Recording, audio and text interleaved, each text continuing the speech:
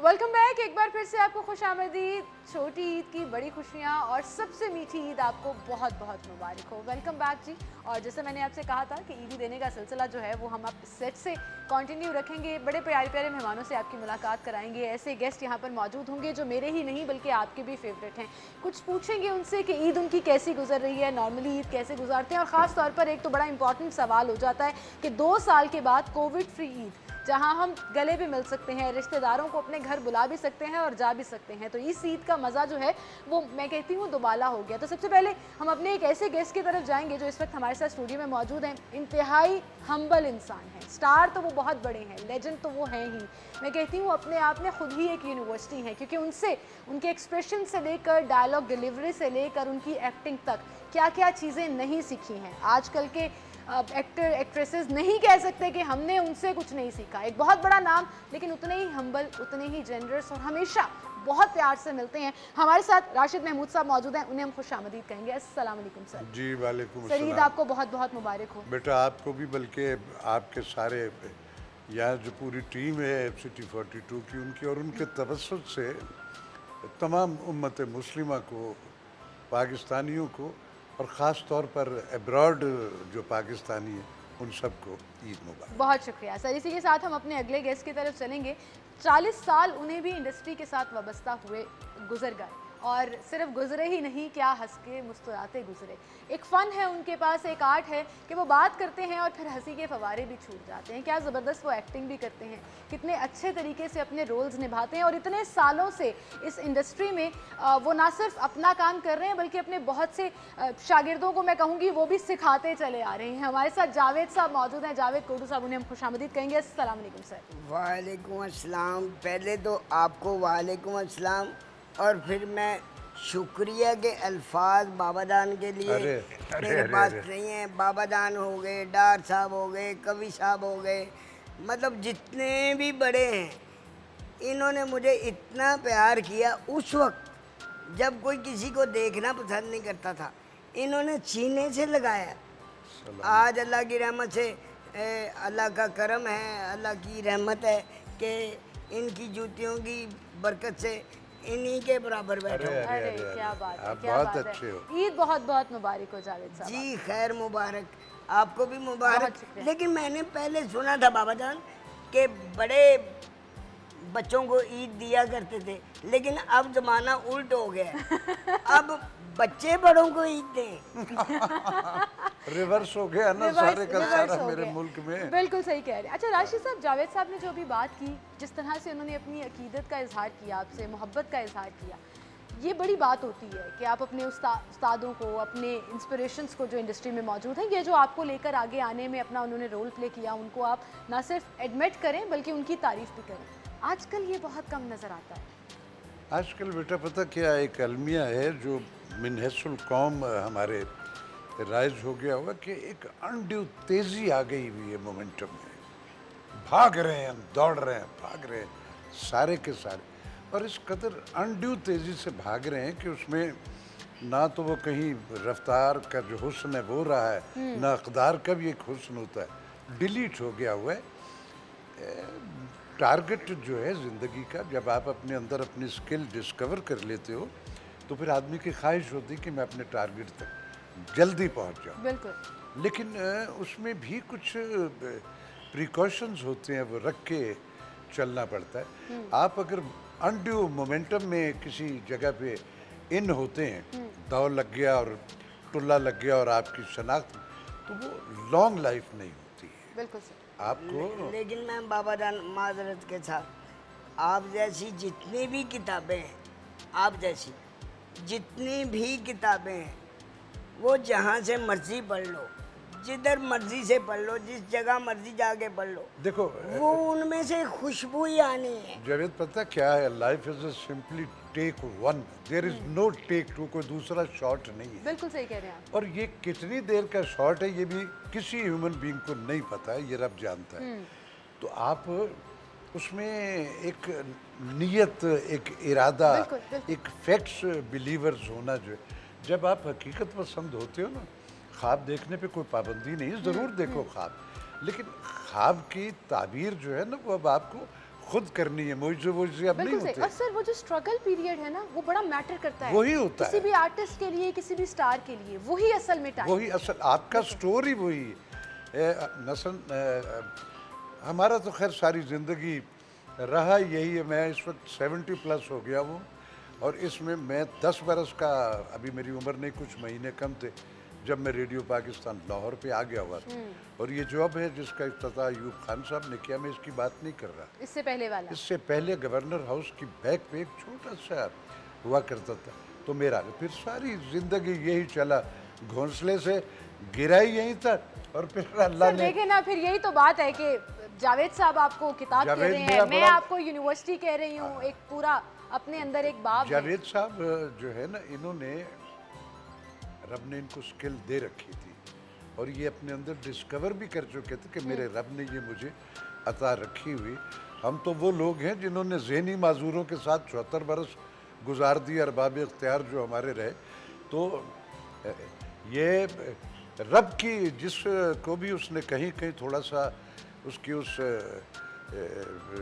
Body या उसमें कहीं कुछ हुक्म रखा होता है, तो उसने उसको ये वो रब जो है वो बिल्कुल सही कह रहे हैं, बिल्कुल सही कह रहे हैं। अल्लाह ताला उसने उसको अता भी रखी होती, इनके अंदर वो स्किल नवाजता है थी। जिनकी नियतें साफ हो। Oh yes, oh yes. कमाल का दरमाद नियत। मादरत के साथ आपने तो जो भी आया मेरे समेत, जो भी आया, आप जैसे जितने भी बड़े हजरात हैं, जितने भी बड़े हजरात हैं, उन्होंने सब ने सीने से लगाया। ऐसा ही है। लेकिन मैंने कुछ दिन पहले एक अल्फाज सुना बाबाजान, मेरी तो वो आप क्या कहते हैं कि जान पे ही बन गई। अच्छा। वो मतलब किसी के यहाँ बेटा या बेटी नहीं हो रही, उनकी शादी को काफ़ी दिन हो गए। अच्छा। तो उनकी जो सास थी ना, वो कहने लगी अपने बेटे को, वे तू की खंडर मत बन दे।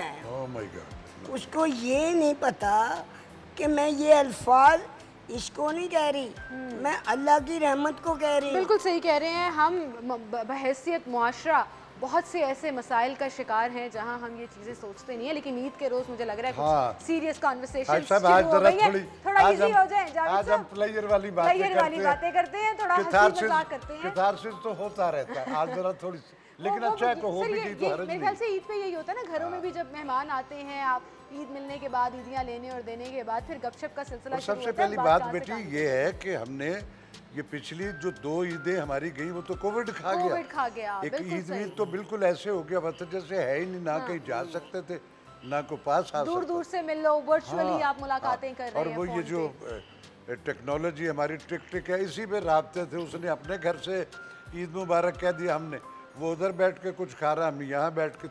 तो ये जो है जिसमें आप मिल भी रहे हो सबसे, आपके तरफ मेहमान आ भी रहे हैं, आप भी जा रहे हो सब, तो वो एक जो रौनकें जो हमारी ईद असल में रमज़ान के बाद एक रब की तरफ से एक तोहफा होता है सारे का।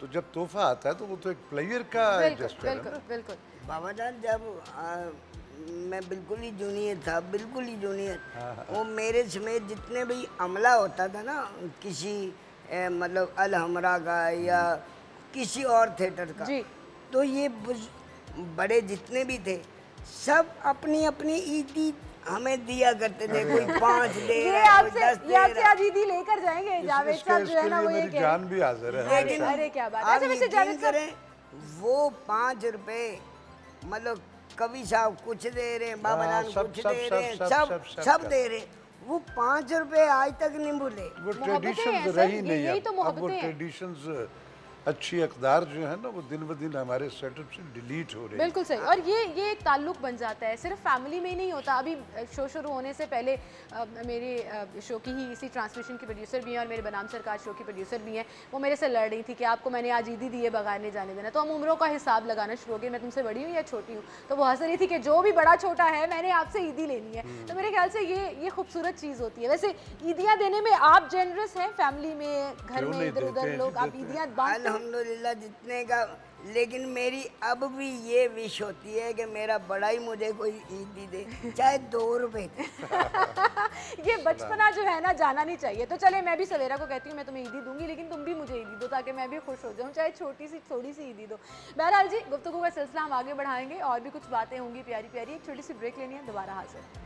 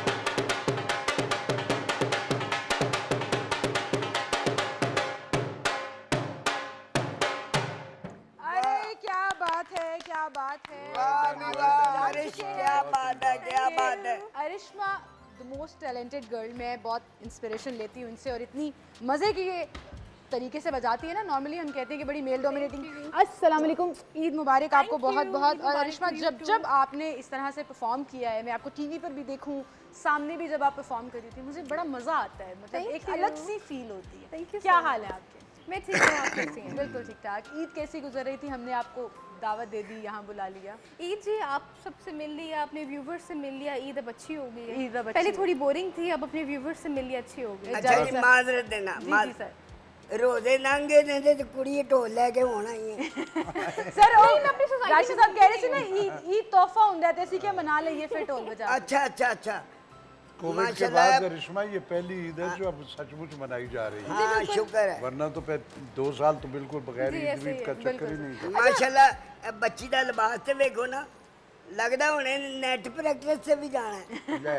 अच्छा, ये कभी कोई चीज़ नहीं होती है कि आप किसी के गेटअप से उसके टैलेंट को कंपेयर करें। अरिश्मा माशाल्लाह पढ़ी लिखी, बड़ी सुलझी हुई, लेकिन आप सोच नहीं सकते कि ये टैलेंट आपने किस तरह से अपना जो बहुत अच्छी, माशाल्लाह बहुत ही अच्छी।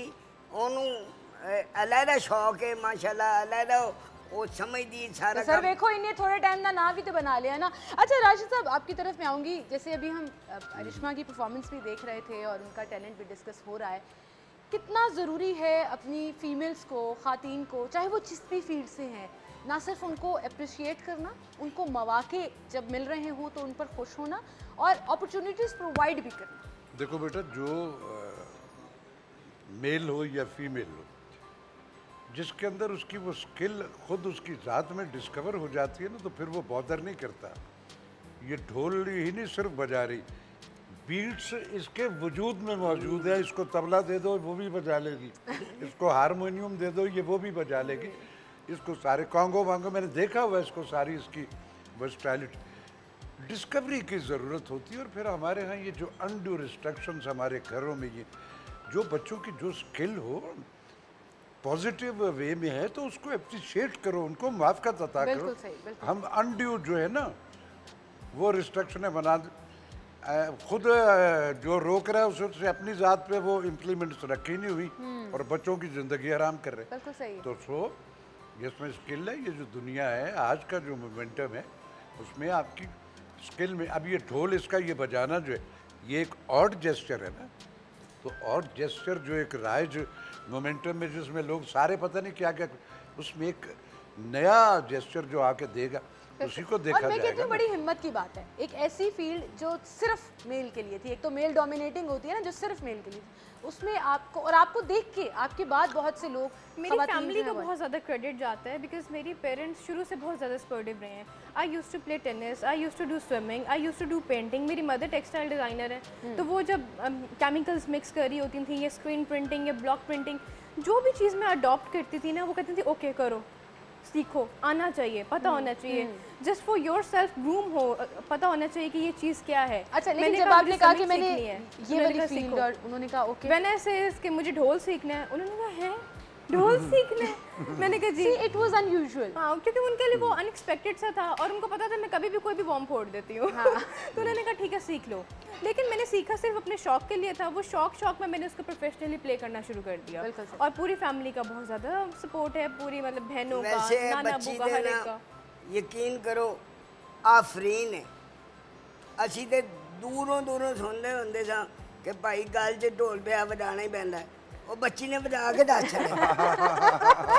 उन्होंने दसता है कि मैं कर सकती हूँ। ये बड़ी अच्छी बात है, बिल्कुल सही। अच्छा राशिद साहब, माशाल्लाह you have got so many awards on different occasions. आपकी पूरी हम जब भी बैक हिस्ट्री पर देखते हैं और सबसे बड़ा जब हम कहते हैं तो प्राइड ऑफ परफॉर्मेंस, लेकिन मैं कहती हूँ कि आप प्राइड ऑफ पाकिस्तान, पूरी दुनिया में आपने पाकिस्तान का नाम रोशन किया। आपकी एक्टिंग स्किल्स से लेकर, जैसे मैं पहले कही थी, डायलॉग डिलीवरी और वो जो रोब और दबदबा हुआ करता था आपके एक्सप्रेशंस में, वो इंडिया तक की एकेडमीज़ में पढ़ाया गया, ड्रामा एकेडमीज़ में, डिफरेंट जगहों पर। ये इनबिल्ट था, मेहनत करनी पड़ी, कोशिश करनी पड़ी? देखो बेटा, हमारा जो जिस दौर में हम आए उस वक्त तो थिएटर वेटर भी बहुत कम था, टेलीविज़न तो था ही नहीं। फिर उस दौर में जो हमारी सराउंडिंग में बड़े थे जी, वो दे आर ऑल लेजेंड्स थे, बहुत बहुत बड़े लोग। मसलन जब हम रेडियो पे गए तो तारिक अजीज़ 23 या 24 बरस उनकी उम्र होगी, एक यंग नौजवान वो होते थे। मोनी हमीद आपा, कंवल नसीर की अम्मा की बात कर रहा हूँ, इस सब कॉन्टिनेंट में उनसे बड़ा ड्रामे का फीमेल ब्रॉडकास्टर मैंने ज़िंदगी में अभी तक तो कोई दूसरा कोई नहीं आया है। सूफी तबस्सुम साहब रेडियो पे हुआ करते थे, नासिर काज़मी जिनकी गज़लें आज यूथ को सबको ज़बानी याद हैं, जी जी, वो रेडियो पे हुआ करते थे। मिर्ज़ा अदीब साहब हुआ करते थे, मुस्तफ़ा अली हमदानी साहब जिन्होंने पहली बार कहा था 27वीं रमज़ान 14 अगस्त रात 12 बजे के ये रेडियो पाकिस्तान है, वो हुआ करते थे। अखलाक अहमद देहलवी साहब, अजीज़ुर्रहमान साहब, मुज़फ़्फ़र हुसैन साहब, और फिर बड़े बड़े लिविंग लेजेंड्स जो मुख्तलिफ़ शोबों में।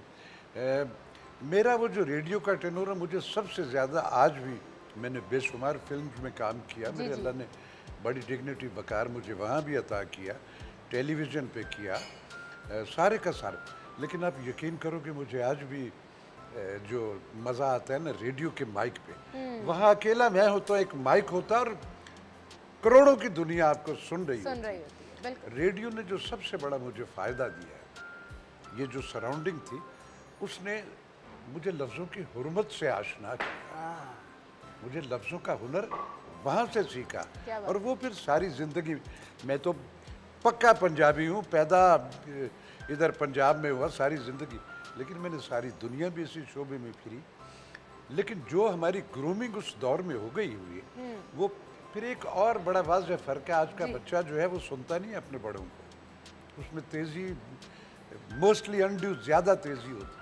हमने अपने बड़ों को बड़े गौर से सुना। बिल्कुल सही कह रहे हैं सर, और अभी आप मेरे से डेफिनेटली अग्री करेंगे कि हमारे ड्रामास जो बन रहे हैं, ठीक है कमर्शलाइज दौर है, अब कमर्शियल्स को भी जहन में रखना है, जो TRPs के लिए किया जाता है या एक स्पाइस ऐड करना होता है, लेकिन कहीं ना कहीं वो जो हम सीखा करते थे ड्रामा से भी, वो चाहे उर्दू की डिलीवरी हो, डायलॉग डिलीवरी हो, तलफ़ुज़ हो, वो कहीं बहुत पीछे रह गए। हम हंस रहे होते हैं अक्सर, ड्रामास के डायलॉग्स ऐसे आते हैं, वक़्त पे नहीं आया सीओ, मुल्क में ये क्या हो रहा है, इस तरह के सीरियस डायलॉग्स और गलत अल्फाज के साथ, तो हम ग्रूमिंग वाला एलिमेंट निकल गया ड्रामा। जब इकोनॉमिकल इंसेंटिव ही आपका टारगेट हो जाता है ना, तो फिर उसमें क्वालिटी, फिर वो तेजियां आ जाती हैं, बनाओ लपेटो तोल के बेच दो ड्रामा, ऐसे सही। चैनल हैं जो तोल के भी ले लेते हैं, बिल्कुल सही। ऐसे हैं जो नाप के गजों के हिसाब से भी ले लेते हैं। सही, लेकिन तभी तो फिर आप जैसे लोगों की और कदर आती है कि बर्बादी हो हमने गई ना। हमने किस तरह से सीखा और देखा। जो जब तक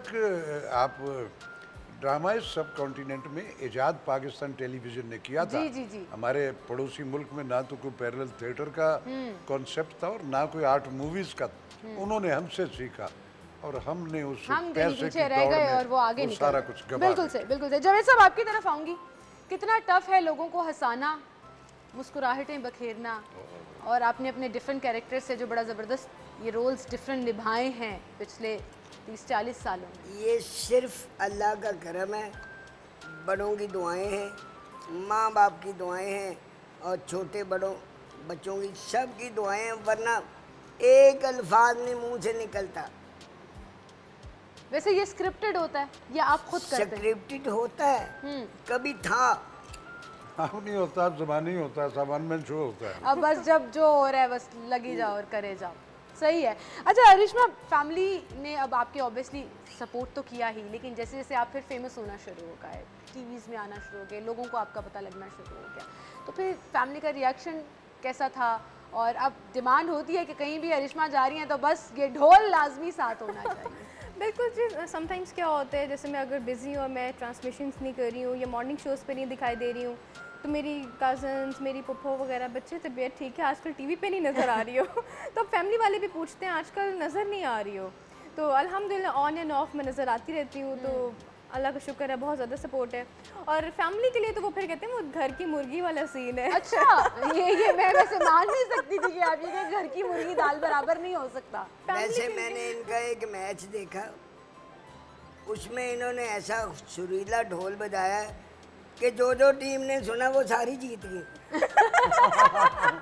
ये तो आप कह रहे हैं अरिश्मा जो है वो गुड लक हो गई। अच्छा जी, हम दोबारा भी इनसे ढोल सुनेंगे ताकि हमारे घरों में अपनी टेली स्क्रीन्स पर बैठे सामने जो लोग हमारी इस ट्रांसमिशन को देख रहे हैं वो मजीद और इन्जॉय कर सकें। और अभी तो अरिश्मा आप जब यहाँ ढोल बजा रही थी तो हमारे ऑफिस बॉय रिजवान उनको कंट्रोल करना मुश्किल होता है, तो वो सामने खड़े होकर कह रहे हैं मिस मैं यहाँ भंगड़ा डाल लूँ आज ही। मैं दोबारा प्ले करूँगी, प्लीज उनको कहेगा वो दोबारा उस जगह पे करें क्योंकि मेरे में और एनर्जी आ रही है। हाँ, ये भी होता है ना कि कोई कर रहा हो वो और कर रहा हो, एंजॉय कर रहा हो, तो करता फीलिंग है। और आती है। बिल्कुल ठीक जी, एक छोटी सी ब्रेक की तरफ जाते हैं, दोबारा आएंगे, हमारे साथ रहिएगा।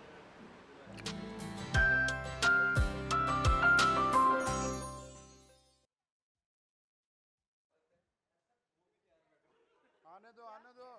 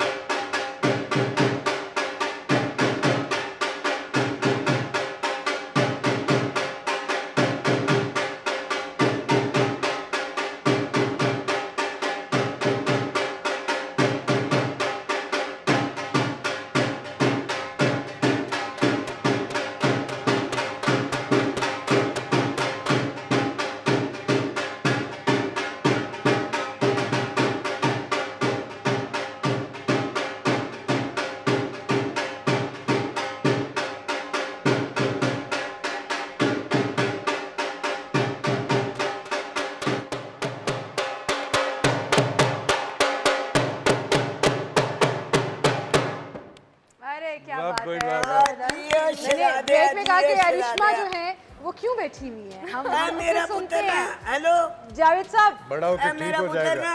अपनी घड़ी वेख ले, किधरे घर तो 1 घंटा आगे दे लंघ गए। ये जावेद साहब जो है, जो रिजवान यहाँ डांस कर रहे थे उनको अप्रिशिएट कर रहे हैं। लेकिन अरिश्मा, हमने सोचा कि वो अब कभी कभी मुलाकात होती है, आप आती भी हैं, लेकिन आप क्यों बैठी हुई हैं ब्रेक में? तो हमने शुरू करा दिया, वापस आना था तो मैंने प्रोड्यूसर साहब से कहा ऐसे ही आ जाएं, कोई बात नहीं, लोगों के घरों में भी ये एंजॉयमेंट होनी चाहिए, आप इंजॉय करें, खुश रहें, ख्याल रखें एक दूसरे का। सबसे बड़ी चीज़ यही होती है कि आप एक दूसरे को कैसे अपने साथ लेकर चल रहे हैं। लेकिन मैं अभी पिछले दिनों मैं ये शो भी कर रही थी और हम इस पर बात भी कर रहे थे राशिद साहब, कहीं ना हम ऐसे अदम बर्दाश्त का शिकार हो गए हैं। मुझे लगता है हमारे ड्राइंग रूमों में भी वो लड़ाई मुबाहिसे इतने ज़्यादा स्ट्रॉन्ग हो गए कि हम ये छोटे छोटे मोमेंट्स इंजॉय नहीं कर पाते। ढोल जो है ना बेटा,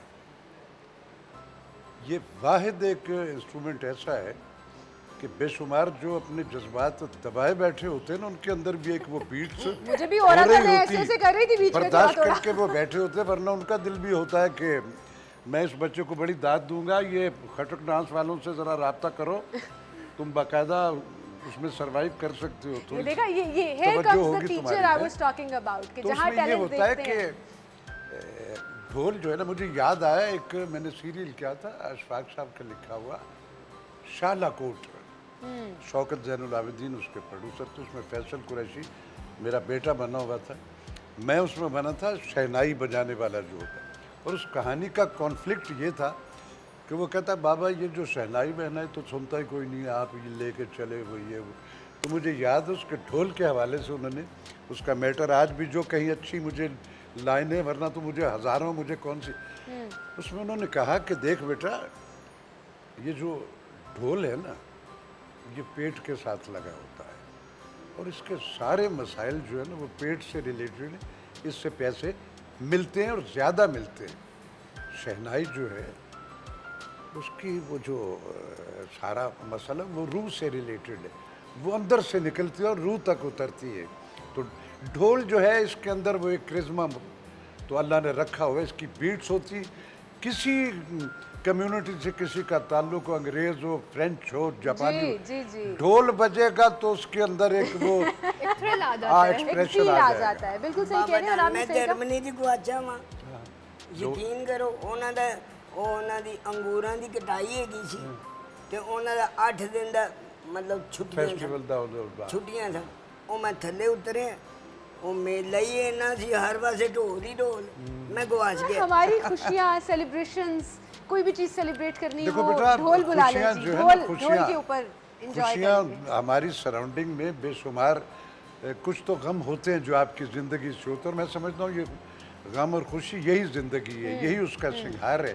आप सोने का चमचा लेके पैदा हो भी हो, खा पी के मर गई, 7 स्टार्स में खा लो, किसी बड़े से बड़े आउटलेट पे जाके, ये जो वेरिएशन जिग्स है कि यही ज़िंदगी का सिंगार है। बिल्कुल सही, इसको एंजॉय करना चाहिए। सही बात है, एंजॉय करना चाहिए। अच्छा अरिश्मा, आपको पता था when you started doing it कि ये बहुत ज़्यादा एक तो फेम मिल जाएगा, लोगों को पसंद भी आएगा, और फिर जैसे अभी हम बात करें कि लोगों की खुशियाँ जुड़ी होती हैं फिर उस धुन के साथ, उस ढोल की थाप के साथ, तो आपको लगा था कि आप ये खुशियाँ बांटोगे लोगों में, आप इंजॉय करोगे? जैसे आपने कहा कि वो नाच रहा था तो मुझे मज़ा आ रहा था और ज़्यादा उसको जी बिल्कुल। व्हेन आई स्टार्टेड ढोल, मेरी जो ढोल में इंस्पिरेशन है वो Jasmeet Kaur, she is from India. और ये बहुत बड़ी बात होती है आपकी इंस्पिरेशन आपको बच्चों की तरह, बहनों की तरह ट्रीट करे। तो उनके कहने पे ना उन्होंने मुझे कहा तुम्हारी हाइट अच्छी है, तुम दिखने में अच्छी हो, ट्राई ढोल, शौक के लिए सीखो, अच्छा लगेगा, तुम पे सूट करेगा। अच्छा, तो मैंने शौक में प्ले करना शुरू कर दिया। और जब मैंने शोज़ करना स्टार्ट किए, जब मैंने देखा कि लड़कियों का मेरे साथ कंफर्ट जोन ज़्यादा है। हमारे यहाँ पे बहुत सारी ऐसी फैमिलीज़ हैं जो मतलब प्रॉपर पर्दा करती हैं, वो मेल ढोल वाले को नहीं अंदर एंटर कर सकते हैं, वो उसके साथ फिर दूर ढोल बज रहा होता है और फीमेल जो है वो अंदर एंजॉय कर रही होती है। अब क्या होता है कि वो मेल अलहदा होते हैं, फीमेल अलहदा होती है, और मैं उनके साथ होती हूँ, मैं सर्कल में मुझे वो ले लेती हैं, मैं दरमियान में होती हूँ और वो मेरे इर्द गिर्द लुड्डी करती हैं, भंगड़ा करती हैं। तो एक वो फीमेल ढोल का ये बहुत बेनिफिट है, और मैं बहुत प्राउड फील करती हूँ कि मेरे साथ बाकी लोग भी एंजॉय कर पाते हैं। वो जो उनकी वो विश थी ना कि यार हम ढोल पे भंगड़ा नहीं कर सकते, अब वो भी कर पाते हैं, वो भी पूरी हो जाती है। बिल्कुल सही है। अच्छा राशिद साहब, इस ईद पर आप लाहौरियों के लिए क्या एक मैसेज देना चाहेंगे? कोई चीज़ जो आप सोच के बैठे होंगे? मेरी उनसे गुजारिश है कि एक मिनॉरिटी तो है मेरे मुल्क में, लगातार ये अब भी है, एक तो दुआ है कि मेरे पाक परवरदिगार मेरे मुल्क में अमन, सलामती, एफिलेशन, हम सारी ज़िंदगी इसने क्या किया, इसने क्या किया, इसने यही करते गुजार देते हैं। हमें मिन हैसुल कौम खुद एहतसाबी की ज़रूरत है। इर्तका के लिए खुद एहतसाबी से बड़ा दूसरा कोई जेस्चर नहीं है। तो मैं अपने अहबाब से पर्टिकुलरली लाहौरियों से कहूँगा कि तुम्हारे दिल बहुत बहुत बड़े हैं और माशाल्लाह पंजाब जो सूबा है वो पाकिस्तान की जितनी आबादी आधे से ज़्यादा का है। जी बड़े खुले दिलों के हैं सारे के सारे। इस ईद पे ये एक 2 ईदों की मिनॉरिटी के बाद ये ईद आई है, रमज़ान के बाद अल्लाह ने तोहफ़ा दिया है हमें। तो इसमें अपने मोहल्लों में, अपने घरों में, अपने ख़ानदानों में, अपने हलके में उन अहबाब को जो आपके साथ बज़ाहिर आपको बड़े कंफर्टेबल फील हो रहे हैं, तो उनका भी ख्याल रखो, उनसे एफिलेट करके अपनी इन खुशियों में उनको भी शामिल करो। बड़ा खूबसूरत मैसेज दिया जी। जावेद साहब, आपका क्या मैसेज होगा? असल पैगाम तो सरकार रहमत लिल आलमीन सल्लल्लाहु अलैहि वसल्लम का है। उनके बाद बाबादान ने बयान कर दिया। तो मेरा भी यही एक इल्तिजा है कि मर तो जाना है, कुछ ऐसा कर जाओ कि तुम्हारे पीछे कोई ये कहे कि यार अल्लाह जन्नत नसीब करे। आमीन। बिल्कुल सही, बहुत प्यारी बात, बड़ी मुख्तसर लेकिन प्यारी बात है। रिश्मा, आप क्या मैसेज देना चाहोगे? ये तो ईद के हवाले से लाहौरियों को, दूसरा ये कि वो तमाम लड़कियां जो कुछ करना चाहती हैं और चुपके चुपके आपको देखकर खुश तो हो जाती हैं कि आपको और इस तरह की और बड़े नाम डिफरेंट फील्ड में हमारे पास मौजूद है, लेकिन हिम्मत नहीं जता पाती खुद आने का सामने या कुछ करने का, तो क्या ईद का मौका है तो सबसे पहले हैप्पी ईद मुबारक टू एवरीवन। जो नाराज़ हैं उनको मना लें, कुछ नहीं होता, नहीं आप छोटे होते हैं, कर लें, सॉरी कर लें, मना लें। और सेकेंडली लड़कियों को या बॉयज़ को मैं ये कहना चाहूँगी, फैमिली सपोर्ट के साथ आएँ और प्लीज़ अपनी स्टडीज़ को ज़रूर कंटिन्यू रखें। ऐसा नहीं होता if you jump into media और आप स्टार बन जाएंगे, आप स्टार बन गए हैं लेकिन आपका स्पोकन ही अच्छा नहीं है, आप एक कन्वर्सेशन ही नहीं होल्ड कर पाते हैं एजुकेशन के बगैर। अब आप जो कहें मैं ठीक हूँ, आपका क्या हाल है, तो मतलब ये किसकी नकल उतारी है रिश्मा?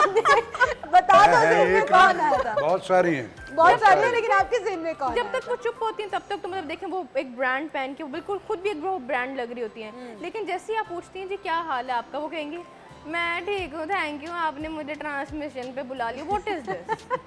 सारे मार्क्स आपके जीरो हो जाते हैं। यकीन करो। अच्छा, आप तो ट्रांसमिशन का जिक्र करें ना, अभी मैं राशिद साहब आपको जो कह रही थी ना, मैं एक्चुअली ये बहुत पॉइंट आउट करती हूँ चीज़ें कि कोई ड्रामा चल रहा है और वो डायलॉग डिलीवरी ऐसे हो रही है कि इतनी गंदी उर्दू बोल रहे हैं कि आपका दिल करता है यार ये क्या हो रहा है। That's the main reason, the bad accent just turns me off. This is the main reason. तो इसलिए मैं खुद भी कहती हूँ कि प्लीज आप पढ़ाई तालीम बहुत जरूरी है। रखें। ये सिर्फ आपको कहीं ना कहीं मैच्योर मेंटली नहीं करती है, बल्कि आपकी पर्सनालिटी को बिल्कुल करती है। ये बड़ा अच्छा मैसेज है और इसी मैसेज पे मैं अरिश्मा को फिर कहूँगी एक दफ़ा, क्योंकि हमें ब्रेक की तरफ जाना है, तो वो जो है वो अपना ब्रेक तो जान दो पहले ना, मेरा नाम एक बारी बाबा दा माजरत देना जी जी, मैं 2-4 घर वाले मनान गया वहाँ। अच्छा, सिर्फ इस वास्ते कि आला मैनू हरे गेड़े दा मौत आ जानी हो ना होवे, पहले मना लो। और मैं मनान गया, अगो उन्होंने मेरी ओ की है, बल्कि ओ भी नहीं ओ की थी। आप रिलैक्स रहा करें, आपको आप अच्छा एक्ट कर रहे हो ना, तो आप यकीन रखें उसका रिएक्ट जो है वो आपकी ज़िंदगी में ही अच्छा ही आपको मिलेगा।